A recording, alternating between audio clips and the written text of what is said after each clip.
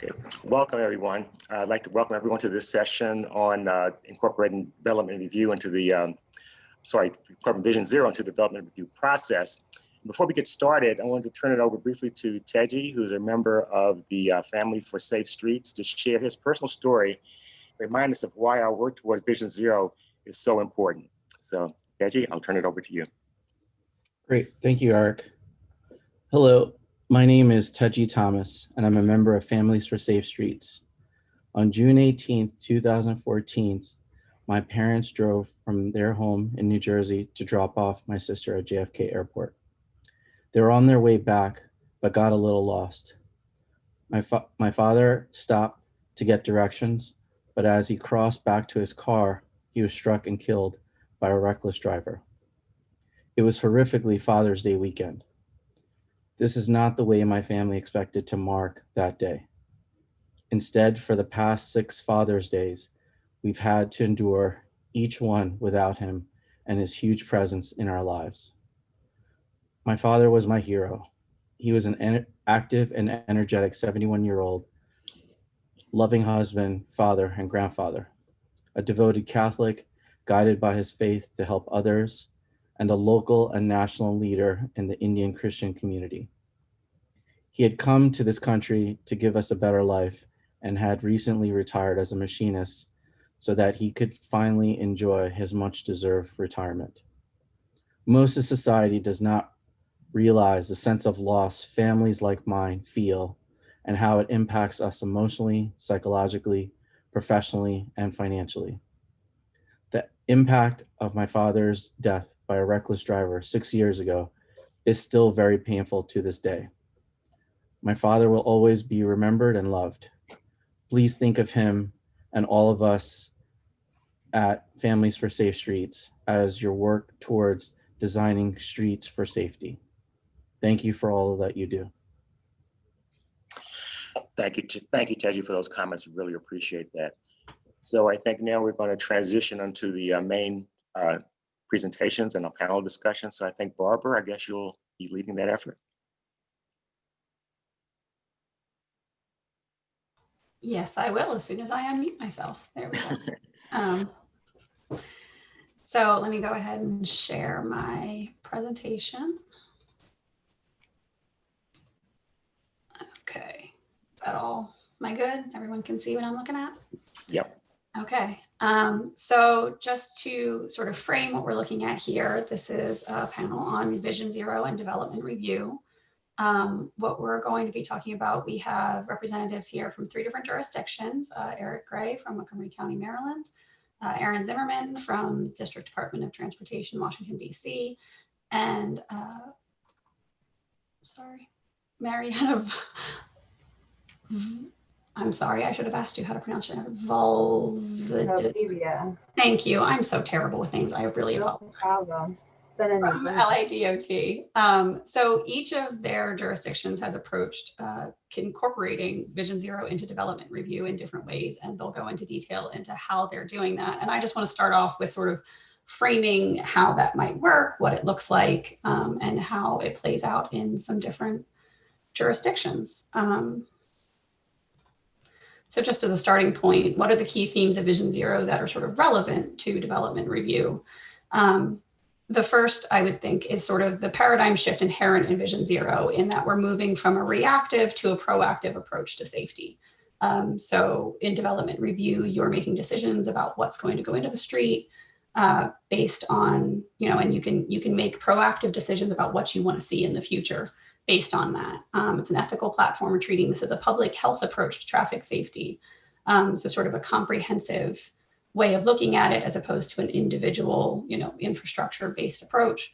And that it is just a whole comprehensive vision and strategy that works together with multiple aspects. So to look at how that's played out in a couple of different places, we have sort of the 2 big examples, obviously, New York City, one of the early adopters. These are the actions that they took in 2017, or at least a significant sampling of them. And you can just sort of get a sense from this that obviously the approaches sort of spanned a wide gamut of things that they did.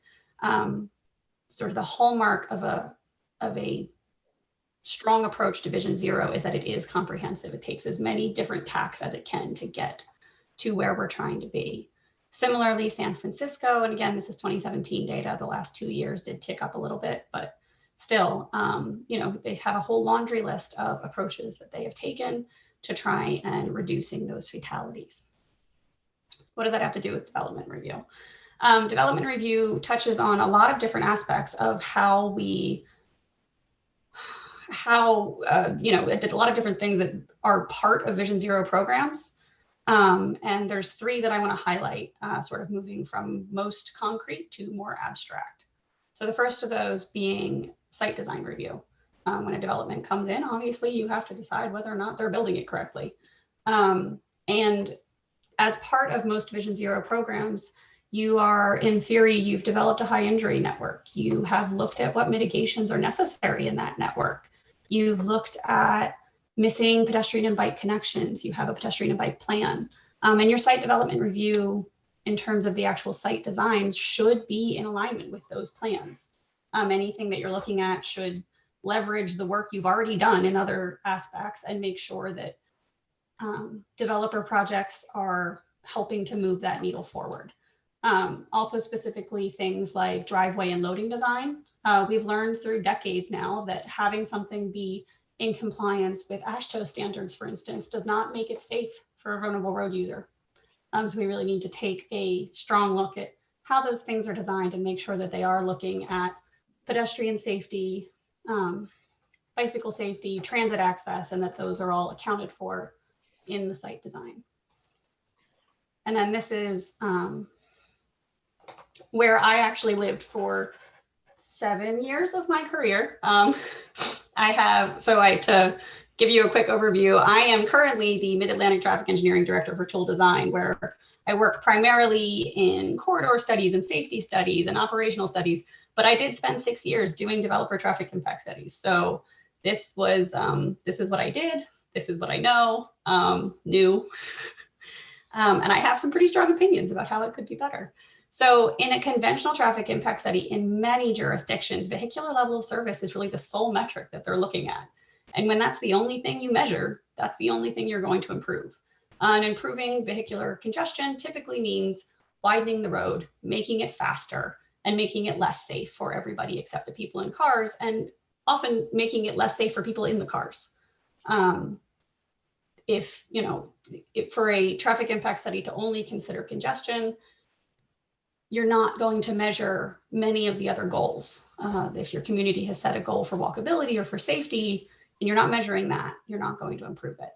And then to the extent that those typical conventional studies considered safety analysis, it was pretty basic. It usually involves just, a crash diagram, maybe some crash rates compared to overall averages. And if you come to the conclusion that it is below average or on par with an average crash rate, then there's no issue, and you can declare that everything is adequate and the development can move forward. And that's sort of the linchpin of how these traffic impact studies work.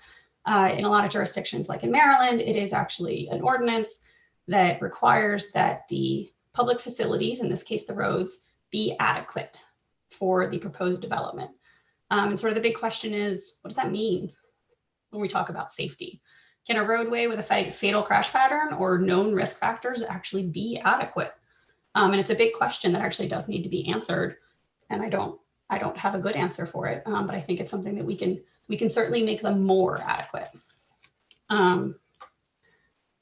National guidance on how to do traffic impact studies has definitely moved away from that approach. FHWA recently released a guideline on incorporating data-driven safety analysis into traffic impact analysis. And ITE is currently revamping their recommended practice for transportation impact assessment for site development to make it a full multimodal assessment, which also would include safety, pedestrian, bike access, and all of that. And so then that brings me to the third item that Vision Zero and development review sort of fit together on, and that is the land use itself. How is the land developed? Is that Are those development patterns in line with Vision Zero goals? A lot of the times this is obviously something that's controlled sort of in the background at zoning, and not something, in the weeds of the development review itself. But the development review process or policies can create incentives and disincentives for things like mixed use and transit-oriented development, maybe removing parking minimums and other things that help create the kinds of communities that can have fewer cars, shorter trips, which mean lower VMT, which mean lower crash exposure, and everything else staying equal, that means fewer crashes.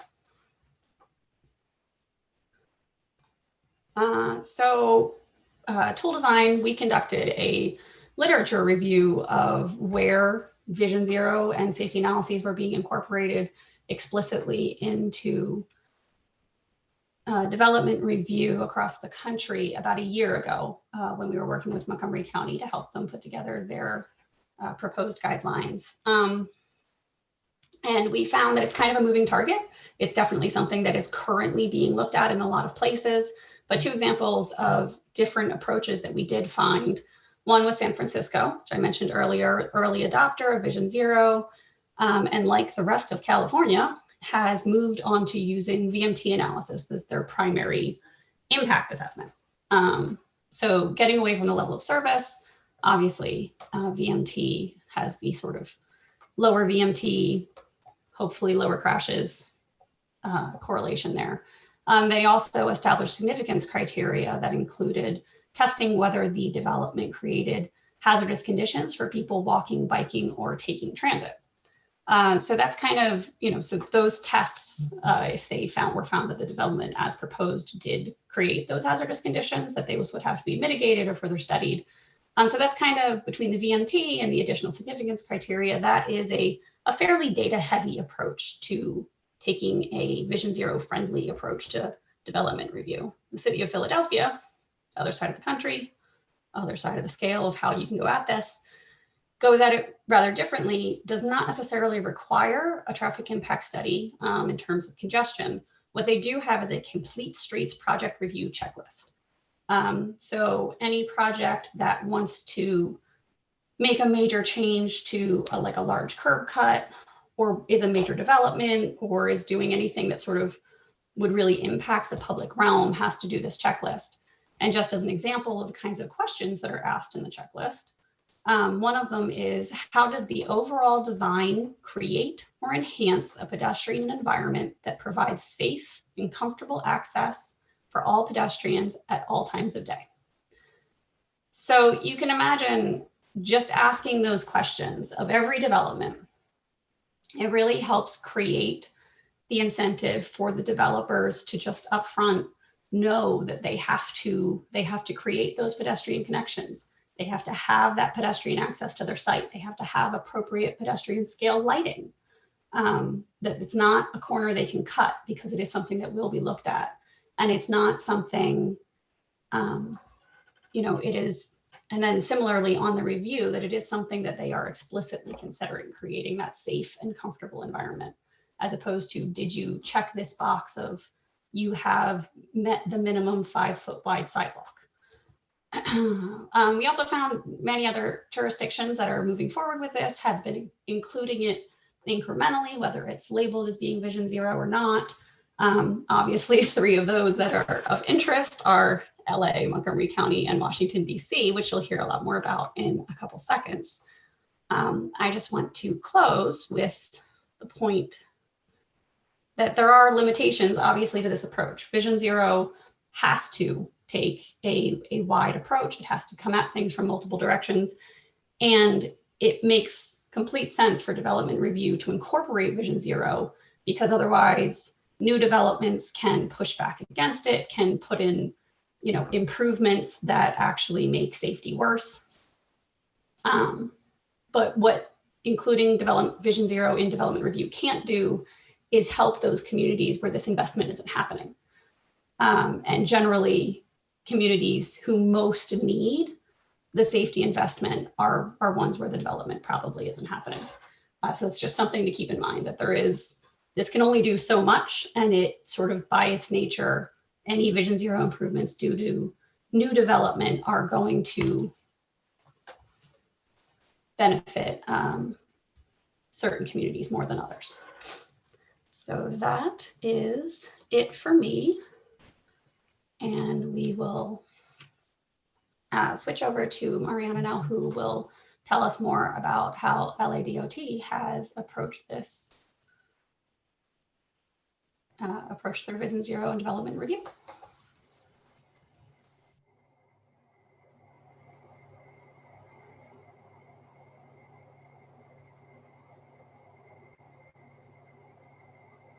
Do you see my screen okay?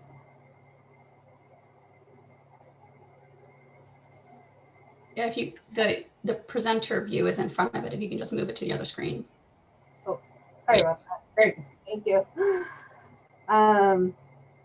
Still getting used to using our digital platforms. Hello, everybody. I'm Marianna Valdivia. I'm a supervising transportation planner with the City of Los Angeles Department of Transportation. I just want to start off by saying thank you for welcoming me into this conversation.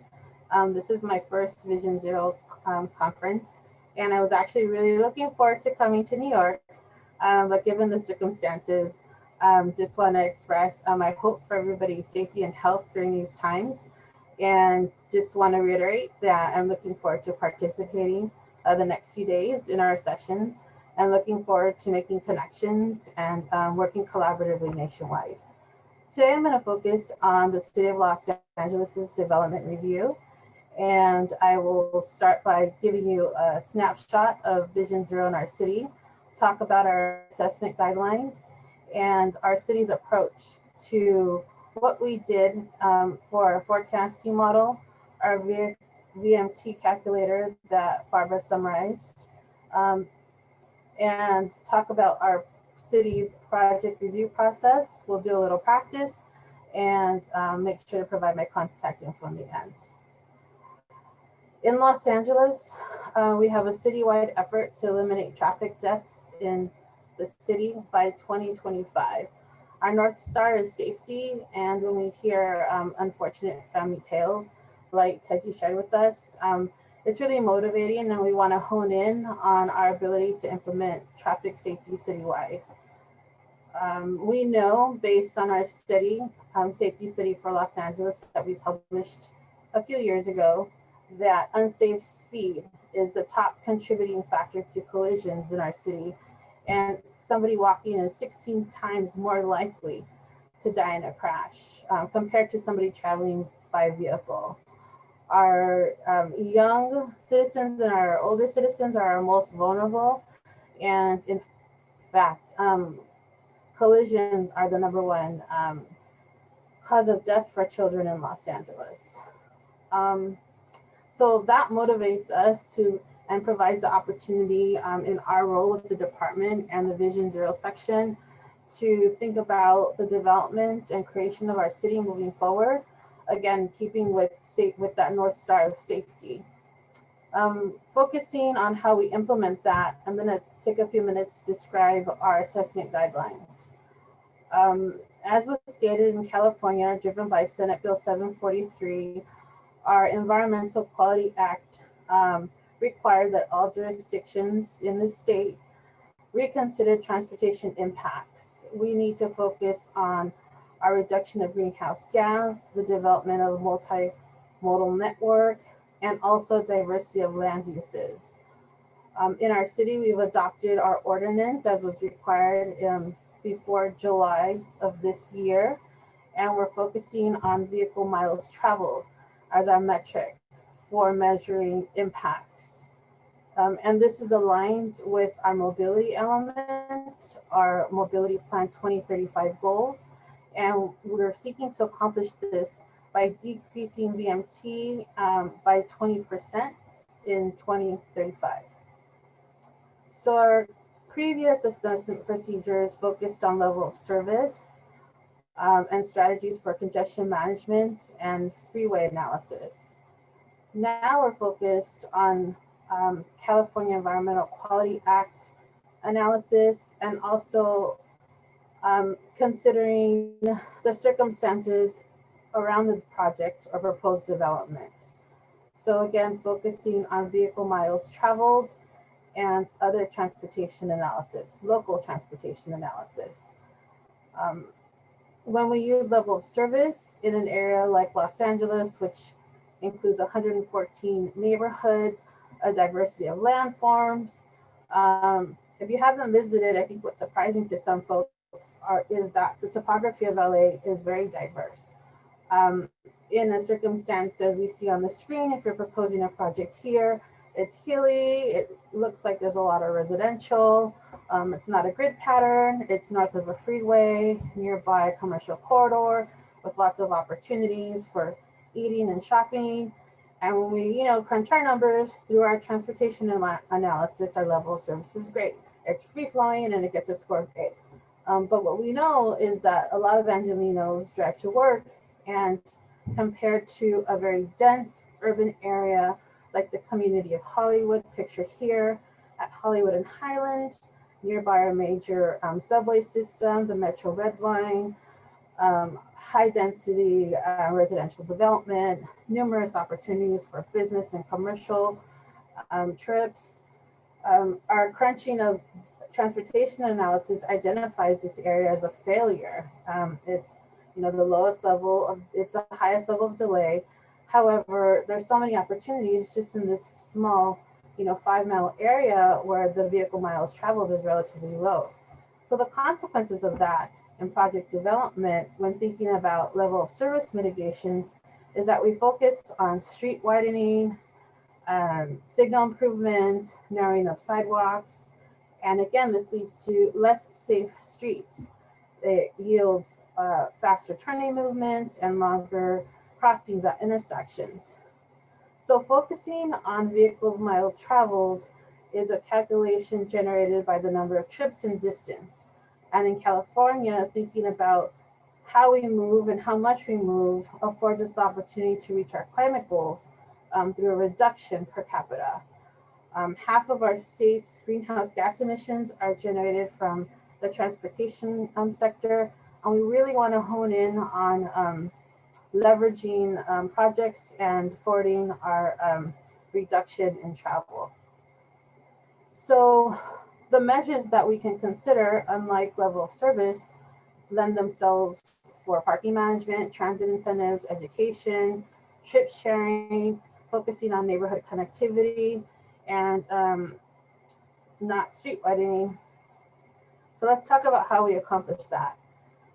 We have featured a Vmt Calculator on our department's website, and this is an opportunity for anybody interested. I'm happy to share the website after this conversation. You can test any project in the city by inputting simple locational data.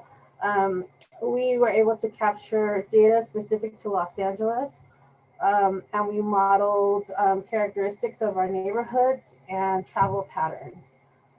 This allows us to predict how neighborhoods and sites will influence trip making. Here's an example of what you would look like, what you would see on screen using the Vmt Calculator.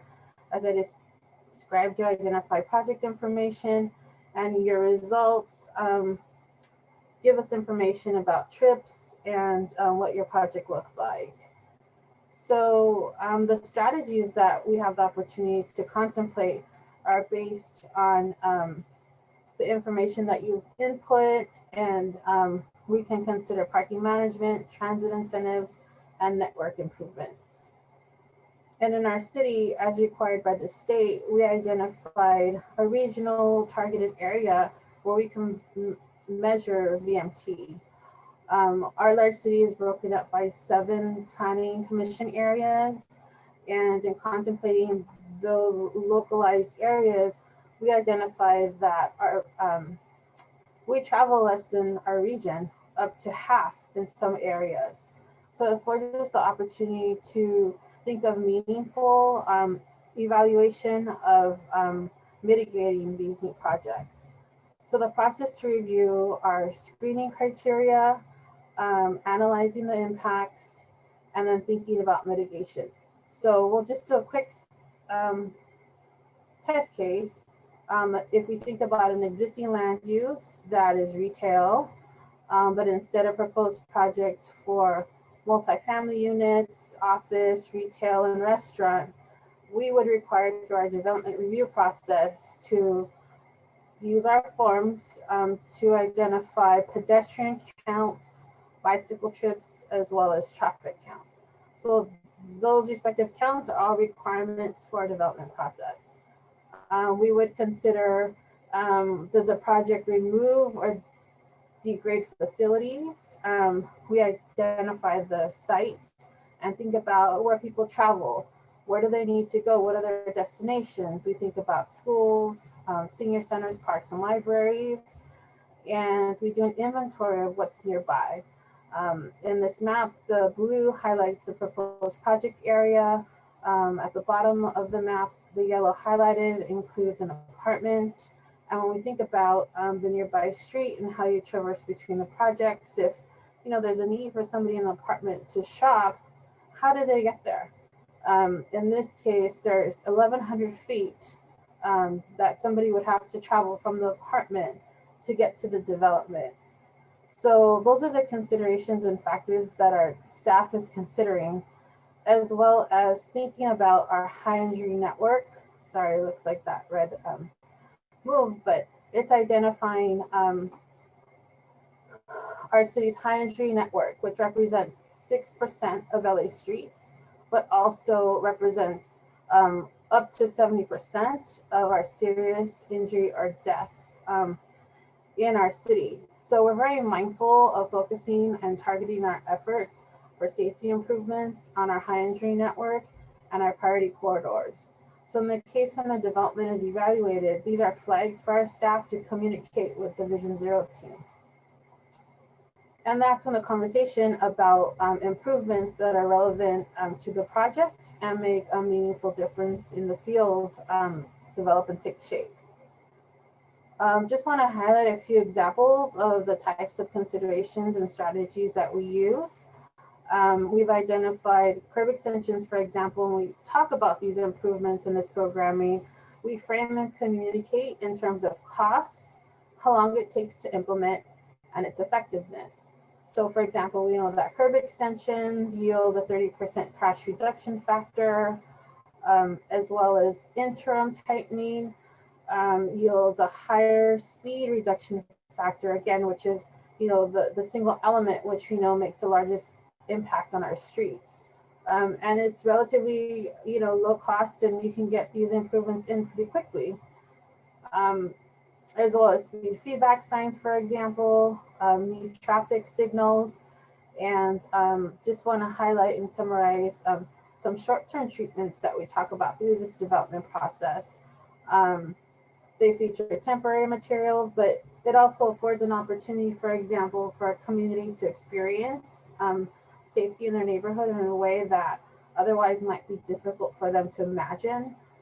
In the case that we're absent funds, it's an opportunity to do an interim treatment, to test, to collect data, to verify the efficacy of the proposed traffic control strategies. And then it also affords us to make adjustments as needed before we move into a permanent structure. So midterm opportunities focus on signals and crossings, as well as left turn modifications. And our longer term strategies that we develop through this process focus on our concrete bus boarding islands, median islands, like shown here, and allow us to really change the culture and context of space.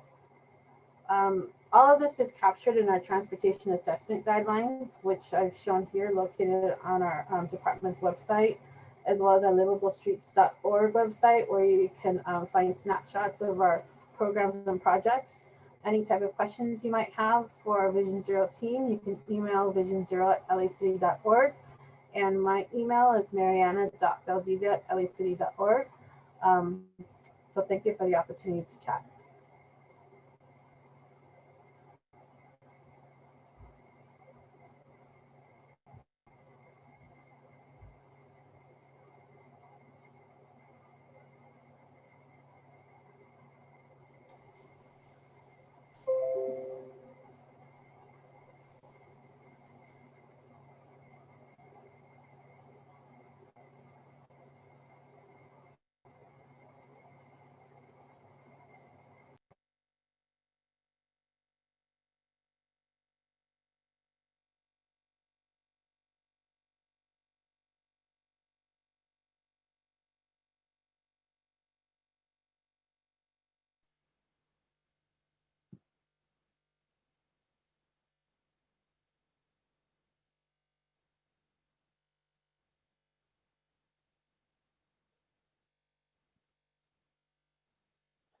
Okay, can everybody hear me and see my screen? Yes, we can. Okay, fine. Okay. Thank you, Mariana. I'm going to first echo Mariana's welcome to all the participants in this webinar. I think that this is a really good opportunity to share the experiences that we've had in terms of incorporating Vision Zero into our respective development review processes.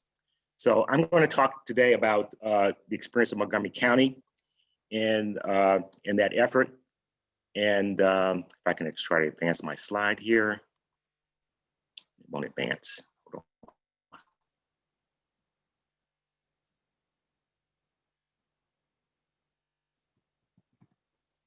For some reason, I'm not advancing.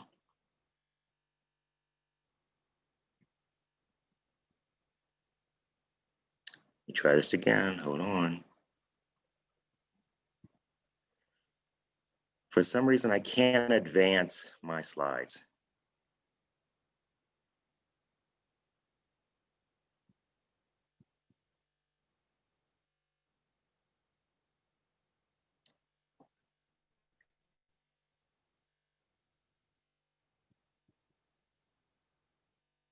I need some help here. Hang on a second, Eric. Did you try just using your arrow keys, just out of curiosity? Yes, I'm doing that. Okay. It's not. Well, here I can.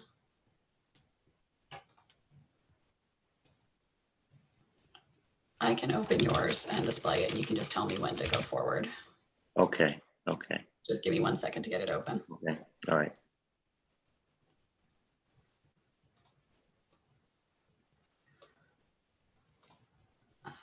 Okay.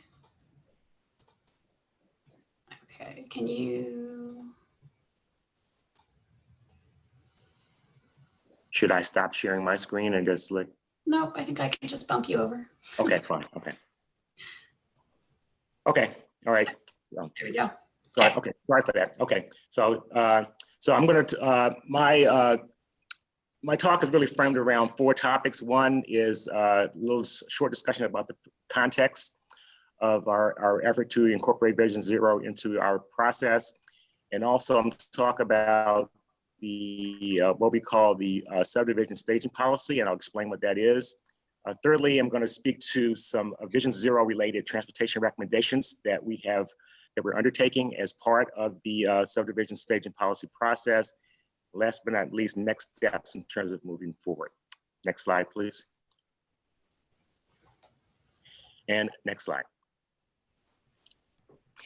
So one characteristic about Montgomery County is that it is very diverse.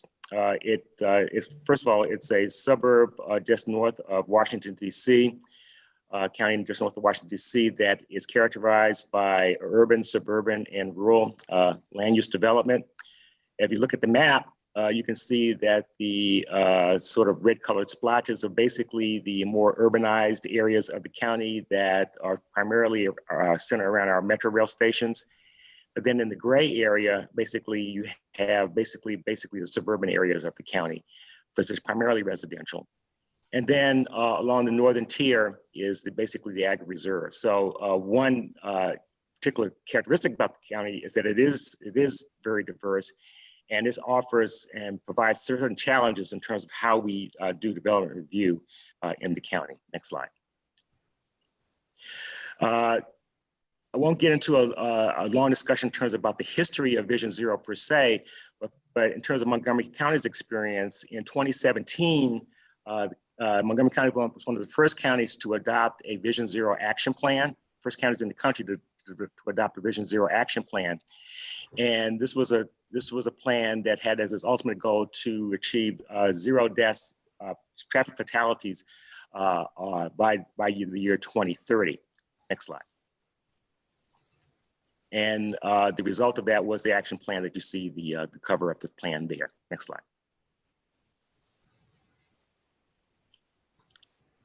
Next slide. Click again. There we go. And then, in terms of implementing Vision Zero into our process, We do that by a policy called the subdivision staging policy.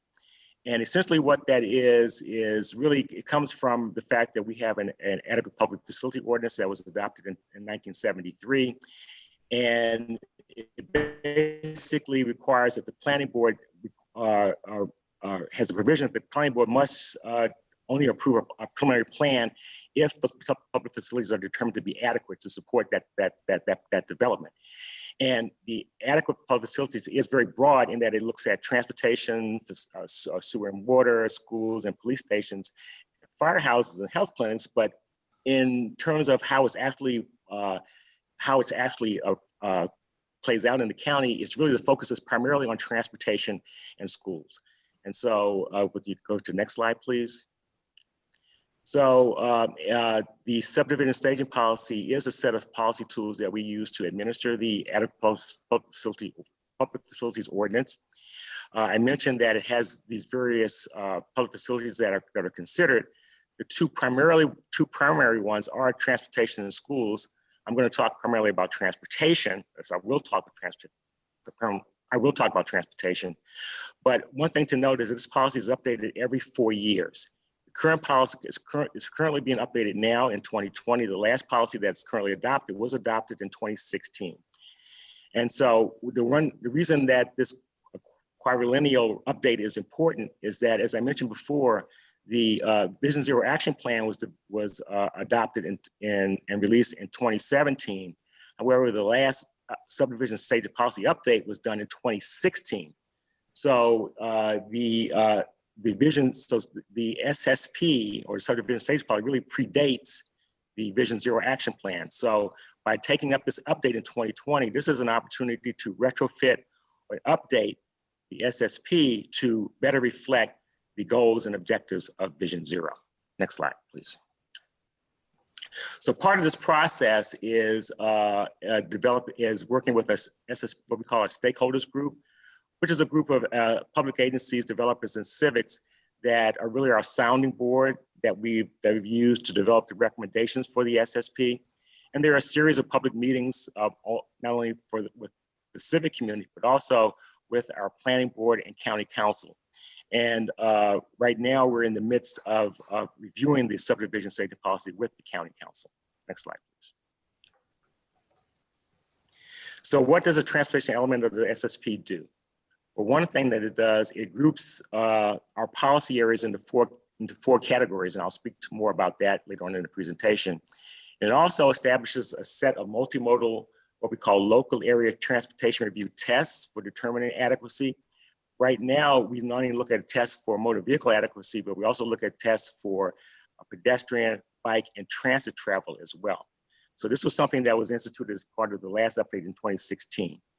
It also creates what we call Unified Mobility Programs, or UMPs, which is really a program which, rather than performing incremental traffic impact studies for development review, a comprehensive traffic impact study is done looking at a master plan context, looking at master plan levels of development, and facilities that were needed to support that development, and doing a comprehensive traffic impact study in a master plan context, and then determining what is the cost per trip that would be needed that we needed by development projects coming in to satisfy the Unified Mobility Programs requirements. Next slide. So I mentioned the fact that we have various color-coded, we have various policy categories. They're color-coded: red, orange, yellow, and green. The red areas are basically the areas that the red splotches that you see in the map that's depicted. They really follow the Metro Rail red line going east and west, going north and south in the county on both legs of the red line, and also along the purple line that runs east-west inside the Beltway along the county. So these are areas where we really want to focus development, primarily because we have high quality transit service in those areas. Then we have orange policy areas, which are basically the parent policy areas of the red policy areas. Those are the areas that basically surround the red policy areas. And they also include some of the town center areas in the suburban areas of the county, in Germantown and Clarksburg, and also in Burtonsville, which are outside of the main developing areas of the county. We also have yellow, policy areas are categorized as yellow, which is basically the residential edge of the county. And last but not least, we have the green policy areas, which is basically the agricultural reserve, which is in the northern tier of the county. Next slide. There are two primary updates or initiatives for this. Two primary initiatives that are being updated in the context of this SSP update. One is to identify opportunities to incorporate the county's Vision Zero travel objectives, travel goals and objectives into our process. And another initiative is to reintroduce what we call a policy area review test for master plans, which is not going to be a subject of this presentation per se, but that is another element of this process. Next slide, please. Next slide. And again. So I'm going to talk to you about some of the key recommendations that were part of this update that relate to Vision Zero. One was to design all roads that are immediately adjacent to new development to reflect the applicable master plans, functional plans, and area plans. And by doing that, look at incorporating some of the Vision Zero tools that we have either on the books or under development within the county. One tool that's already been developed is the bicycle master plan. That was adopted in a couple of years ago in 2015, I believe. And then we also have a high injury network and a bicycle level of stress map that's also been completed. We have all other initiatives that are underway and ongoing. There's a countywide pedestrian master plan that's underway, a predictive safety analysis, a pedestrian level of comfort map, Vision Zero toolkit, and a complete street guidelines that we're doing in conjunction with our Montgomery County DOT. That all these tools are underway and expected to come online within the next year. And we can use these to be incorporated into our development review process to support our Vision Zero goals and objectives. Next slide. We also are recommending a prioritization of mitigation strategies for motor vehicle, for considering motor vehicle adequacy. And one, in terms of mitigation, the first thing we want developers to look at is transportation demand management. And that's basically to reduce the vehicle demand on the roads. The next mitigation is a payment in lieu of mitigation. Third would be intersection operational improvements, and last but not least, roadway capacity improvements. Again, we want to de-emphasize roadway capacity improvements because those really tend to run counter to our Vision Zero goals and objectives. And the idea of the payment in lieu is that if items 3 and 4 are determined by the planning board to run counter to our Vision Zero goals and objectives, the planning board can work with the developer to institute a payment in lieu of mitigation to address that particular situation. Next slide. Another recommendation that we have is to designate a Vision Zero representative on what we call our Development Review Committee. The DRC, or Development Review Committee, is a multi-agency group that looks at our development applications and determine whether or not what revisions or projects need to be brought to bear to address the impacts of that development. And so we think it's very important for the DRC to also have a Vision Zero representative on that body to look at development review as it comes through our process. Next slide. Another recommendation that we have is to introduce a Vision Zero impact statement for all our studies. And you see the list of elements there. One is to look at a crash analysis for development frontage and to identify any segment that's on our high injury network that's within the scope of the development application. To look at evaluation of site distance, a speed study, And all these things we think are important to support Vision Zero, something that we don't have now, but we are looking to incorporate it as we move forward. Next slide. Another thing that we are looking at is to when the Vision Zero tools that I mentioned are operational, to really update our process to reflect the utilization of those tools. Next slide. So in doing that, I'm going to go through basically the litany of tests that we have. Right now, we have a motor vehicle system adequacy test. The current process does use is level of service base. It does look at the applying HCM delay in our red and orange policy areas, and a CLV analysis in the yellow and green areas. We use CLV as a screening tool, and so that if the CLV is over 1350, then the more robust HCM analysis would apply in our less developed areas in green and yellow policy areas. That's our current process. And what we're trying to evolve to is that we would basically use CLV as a more comprehensive screening tool countywide, and that if the CLV standard is exceeded, then the more robust HCM analysis would apply in that case. Next slide.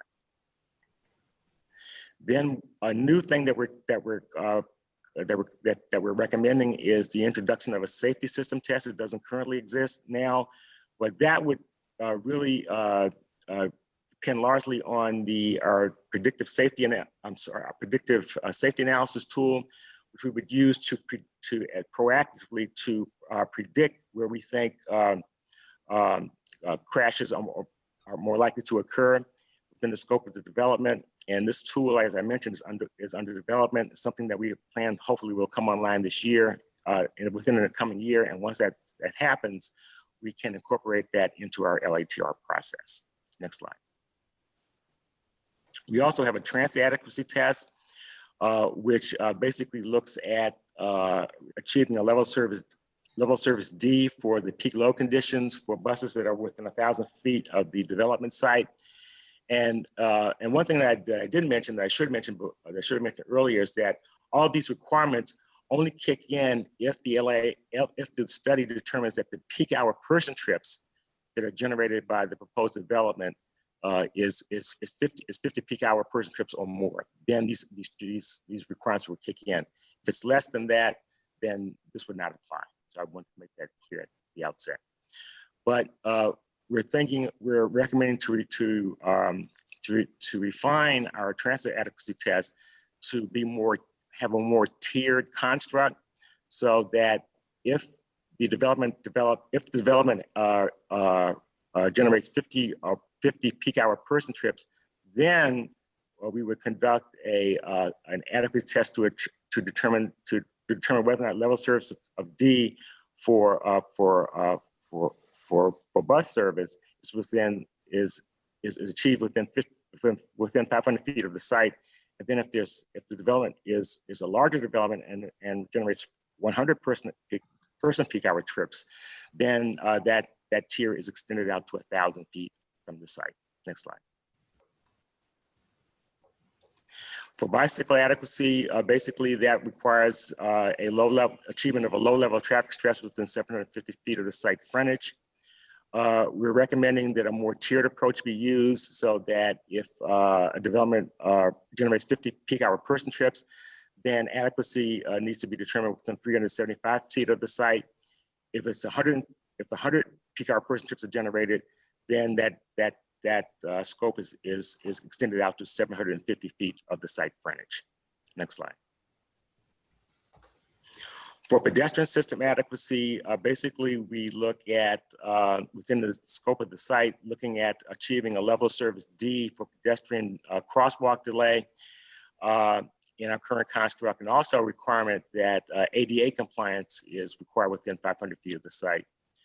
That's our current process. We're looking to refine that to, again, looking at a more tiered approach, and based upon person trip triggers, to achieve that same criteria within 500 feet and 1,000 feet of the site, depending upon the size of development that's being contemplated. And also, we will still maintain the requirement for ADA requirement that we would have ADA requirements would be required within 500 feet of the site.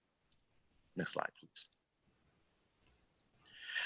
Another major recommendation that we have is to eliminate the motor vehicle adequacy test requirement in our red policy areas. Those are our policy areas that are surrounding our Metro rail stations and our Purple Line stations.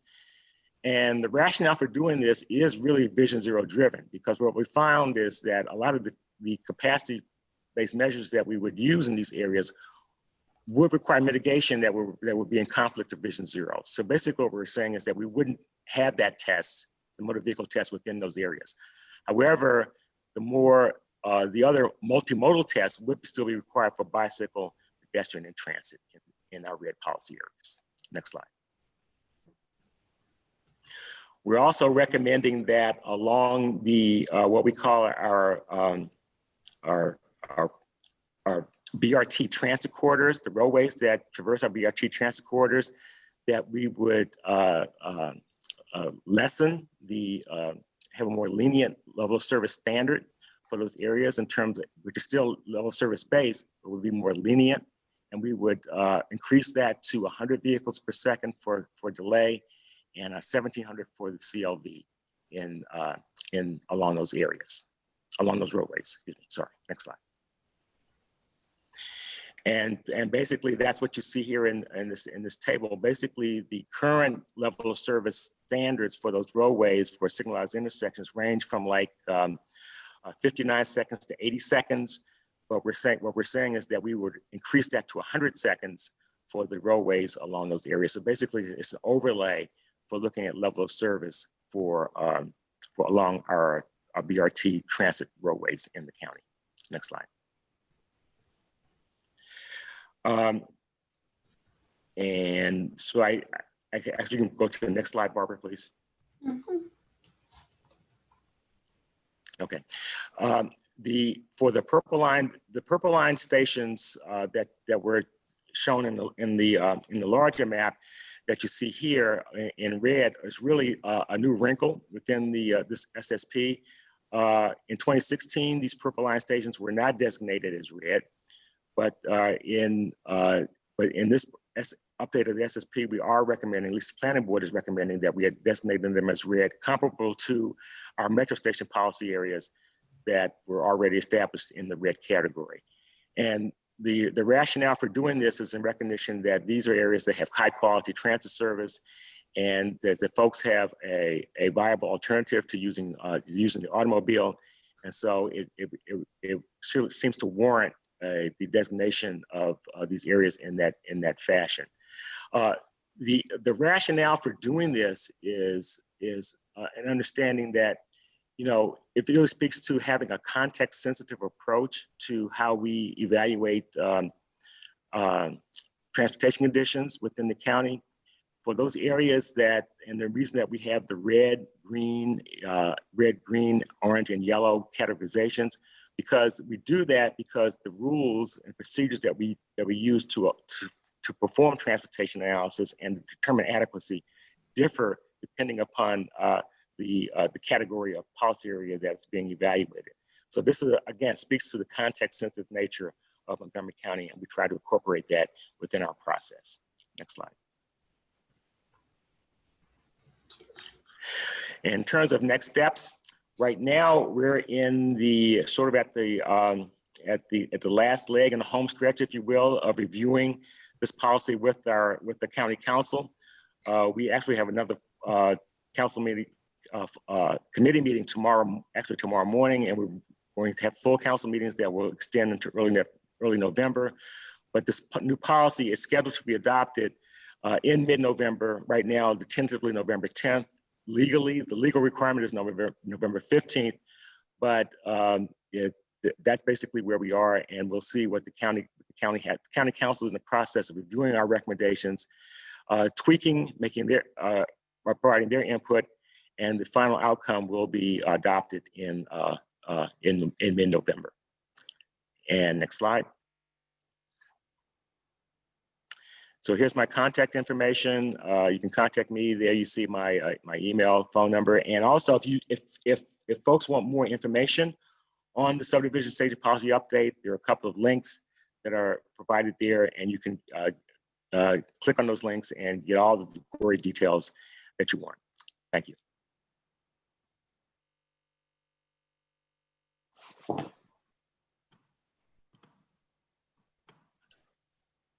Aaron, you all set? Yeah.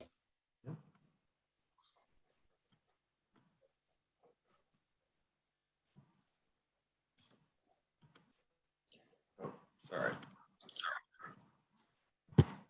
Hey everyone, my name is Aaron Zimmerman. I'm the Site Development Program Manager at DC's Department of Transportation. I'm excited to present to you today on how we've incorporated Vision Zero into our development review program.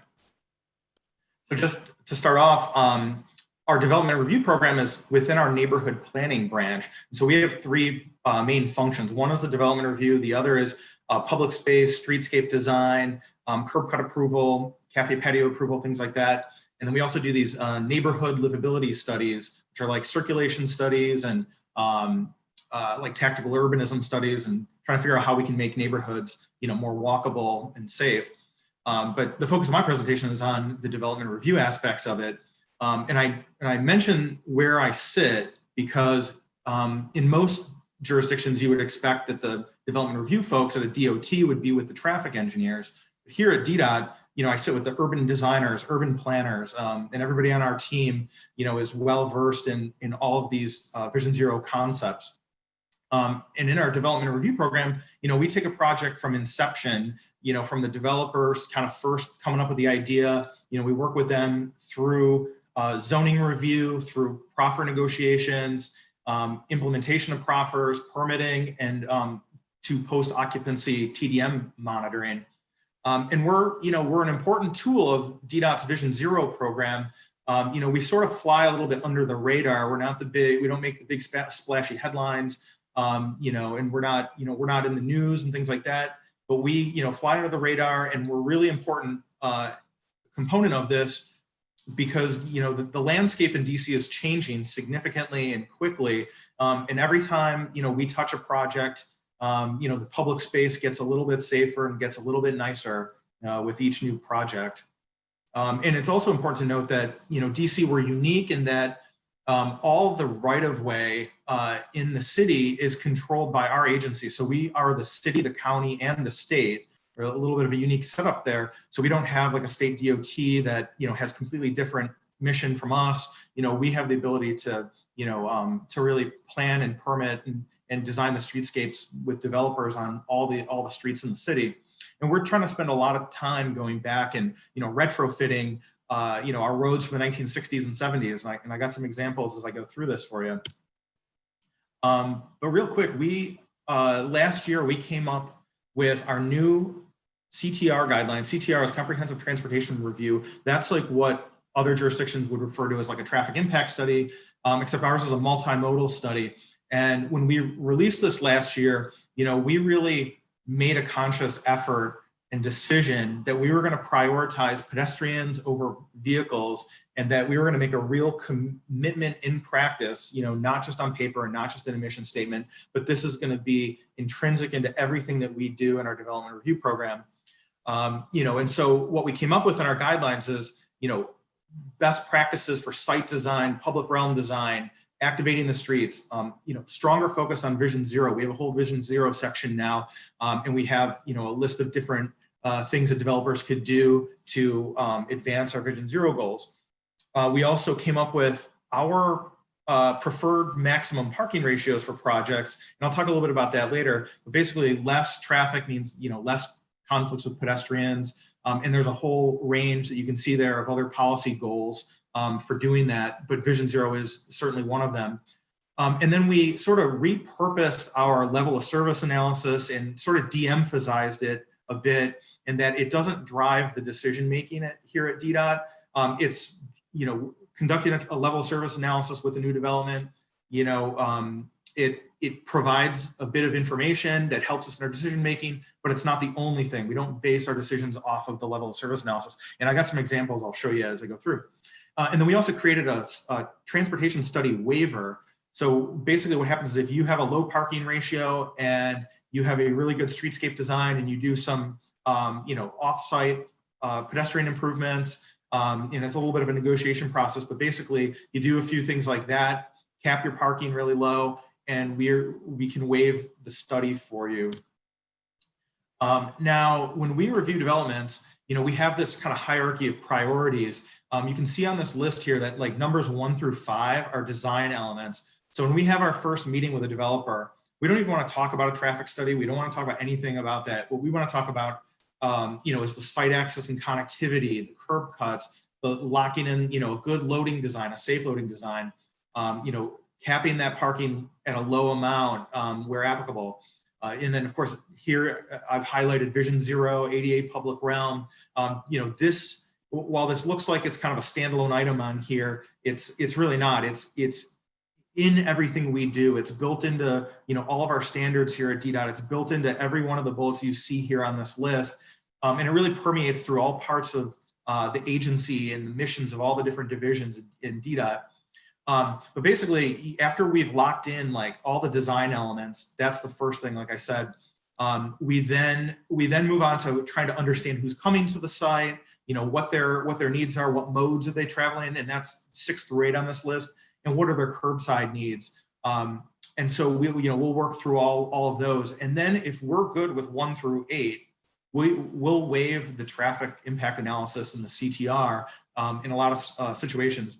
And we can kind of do that in much of the city because we're very transit focused here in DC. We have a lot of subway stations, we have a lot of TOD. So for us, the urban design of the project and the low amount of parking is the most important aspects of a project. And so we think that we've successfully, for our needs here in DC, have flipped the old model on its head. I've worked at a lot of jurisdictions over the years and worked at some consulting firms in different parts of the country, and in a lot of ways, like a traffic study is what people go to first, and that all the decisions come out of the traffic study. But in DC, like I said, we want to do the traffic, or we want to do the design aspects first, and then if we get to the traffic analysis, or if the traffic analysis is deemed important for that particular project, then we'll move forward with it. So we came up with a list of different items here that developers can do along their frontage and offsite to advance our Vision Zero goals here in DC. The first, of course, is like minimizing the number of curb cuts. We're very aggressive on the curb cuts. We spend a lot of time trying to close curb cuts or shrink them or reduce the number of them. One of our go-to tools in the toolbox are curb extensions. I got a slide on this a little bit later. I'll chat about that. Reducing curb radii. So we have a lot of intersections from that 60s, 70s, 80s era that were designed with like 25-foot curb radii. And we're reducing intersections down to 15, alleys down to 10 feet, and commercial curb cuts down to 6 feet. Removing slip lanes and channelized turn lanes. I'll talk a little bit about this. I got some examples on this, but this is really important for slowing cars down here in the city and trying to reverse some of those mistakes from 20, 30, 40 years ago. Safe head in, head out loading so that drivers can see pedestrians walking across the sidewalk. Adding street trees. Street trees, I think, are super underrated and one of the best things that you can you can have in your streetscape. There's environmental reasons for it. There's shade. There's a zillion reasons. But from a Vision Zero perspective, street trees protect pedestrians from cars. I've seen some jurisdictions talk about how they want to get rid of trees in the right of way because they're considered like fixed and hazardous objects. But to us, that's good. We want fixed and hazardous, or not necessarily hazardous, but we want fixed objects to act as a buffer to protect pedestrians from cars. Of course, that doesn't apply if we're like talking about an interstate or freeway. That's a different story. But in the city, we're going around converting bike lanes to protected bikeways. Developers are helping us with that, which is great. We're doing road diets. We're trying to narrow curb to curbs where applicable, upgrading sidewalks, crosswalks, etc. And just really focus on activating the streetscape. So there's a whole list of things here that we go through with the developers.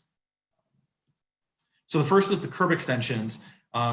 This is an example down by DC's southwest waterfront, and you can see we actually did a whole bunch of things here, not just the curb extensions, but we removed the right turn slip lane, put in bike lanes, put in a curb extension, and that really, it goes a long way to reducing the crossing distance for pedestrians, adding the high visibility crosswalks, slowing traffic down as they go around that corner rather than kind of almost making it semi-straight, which is what you see in the top picture.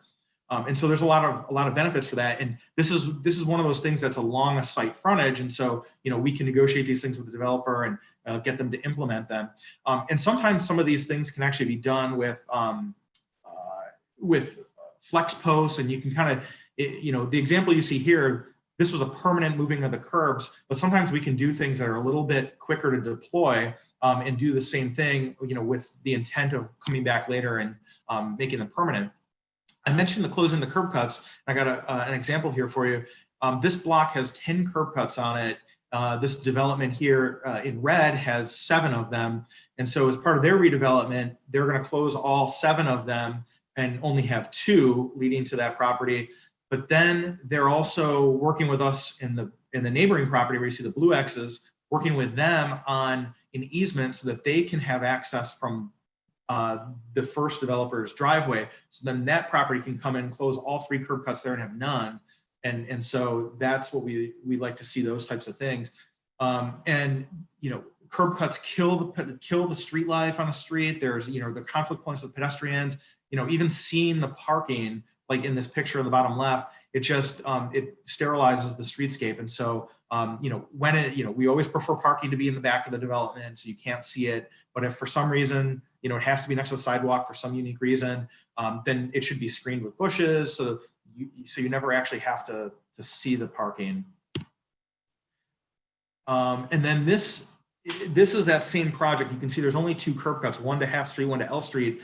But we design the entrance ways for the trucks to get into the loading berths and to get off the public street. And like I said earlier, we focus on the head-in, head-out truck maneuver so that the trucks can see pedestrians as they go across the sidewalks rather than backing through public space and backing into traffic.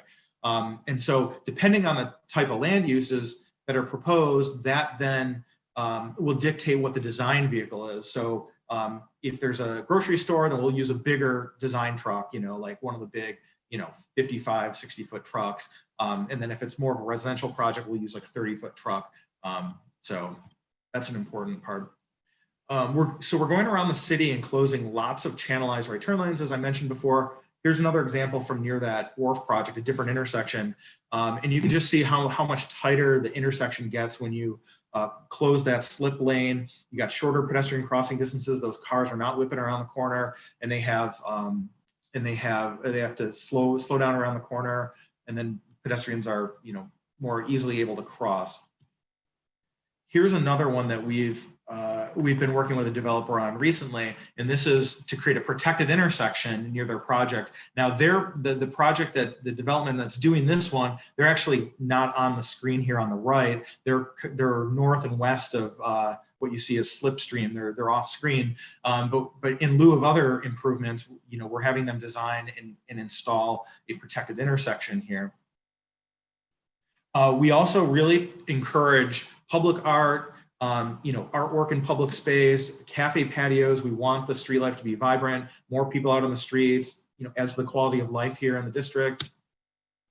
Now, when we're working with the developers and they're going through their comprehensive transportation study process, they have to do this pedestrian network gap analysis. And you can see there's all these pedestrian pathways to regional amenities like a rec center, park, grocery store, metro station. They have to identify the walking paths to it. And then they also have to look, if you go to the right, you can see this is an inventory of how complete, incomplete, or non-ADA accessible different road pedestrian segments are. And so we have them do these 2 graphics for each project, and this aids us in determining what type of pedestrian improvements they should do. Now, when we get to negotiating mitigation, we have 2 tests. We have a parking supply, like I mentioned before. We like to see nice and low parking ratios, and we have a level of service impact, traffic impact analysis. But again, that doesn't drive our decisions. We don't take We generally don't take roadway improvements. You can see that's number 6 on the list of hierarchy on the right. We want this good site design, TDM programming, bike ped pedestrian facilities. But in a lot of situations, we've been working with developers to contribute money to our mitigation fund, and then in lieu of doing roadway improvements. And I got some examples of that too. Here's our maximum preferred parking ratios. This is like the first test I was mentioning of a new development, kind of like a planning level test. If you're the further you are from the metro, you can have a little more parking. The closer you are to the metro, we want much less parking. And we think there's a lot of benefits to this, but long story short, by meeting our parking ratios here, these are all based on our research here at DDOT and kind of a combination with our mode share goals for the city and data that we've collected. When you start getting above these parking ratios, you start to induce more demand for driving. And so that's why we've sort of pegged a lot of our policies to these parking ratios, and are willing to compromise on a lot of other things if you keep the parking at a low amount.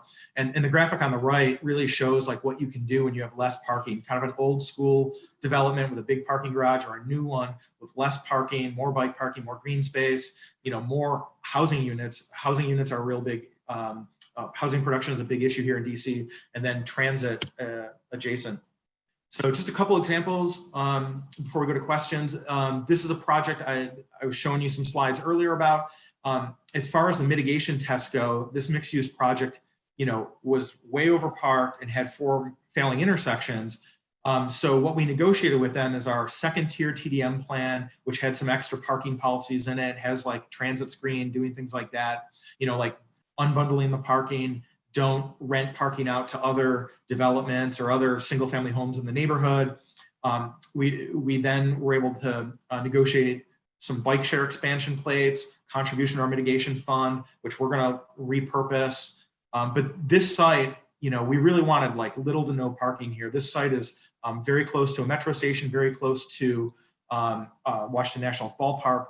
And so, they're doing a lot of non-auto improvements. So think of like our mitigation as we're sort of like penalizing a little bit or disincentivizing driving, and then reallocating it to non-automotive improvements in the area. And then this project was a little bit different. It was much further from metro. So, we allowed a little bit more parking with it, but it was still overparked by a lot. It didn't fail any LOS tests. So really the only mitigation they had was for the overparking.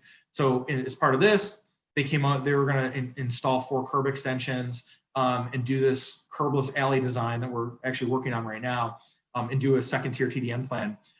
We have a unique system in DC in which the community can negotiate things from a developer if you go through our planning and development process. And so the community work with them to come up with all kinds of different things. But the 2 big ones, and this pulled DDOT in to helping them determine what was doable was, and from a Vision Zero standpoint, getting like a Hawk pedestrian signal installed next to this project to get across Massachusetts Avenue. And then also $100,000 for like metro rides and other things to connect to the metro station, which is about a mile away.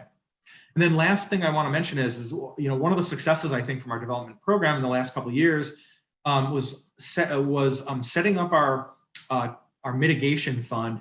Because what we've been now doing is going back to old approvals with developers and converting their old roadway improvements, that we negotiated in like 2008 or 2012, which is like generations ago, like in DDOT time. That was a whole different era.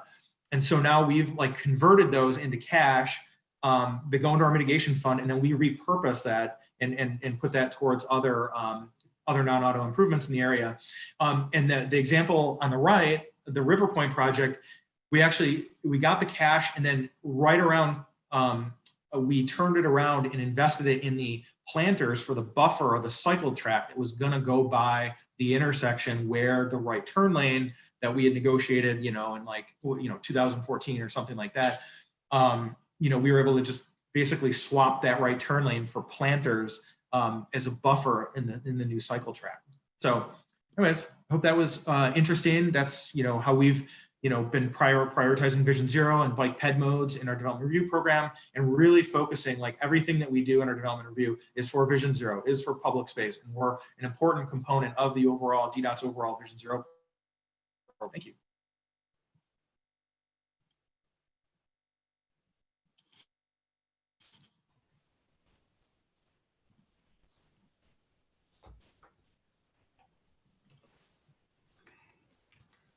Aaron, I think you froze there for a second. Were you, are you all done? Yeah. If I was on the last slide, I'm all done. Okay, fantastic. So unfortunately, I think we don't actually have time for questions unless we want to run late. But I personally would be more than happy to chit chat over on the Slack channel if anybody wants to do that. Or I don't know if we want to just call it for now, and we can talk over there if anybody in the audience or if any of the panelists want to chit chat about anything in particular. Okay, that's fine. Sure. Okay. Okay, great. Thank you so much, everybody, for presenting on this topic today. This was great. Thank you, Barbara.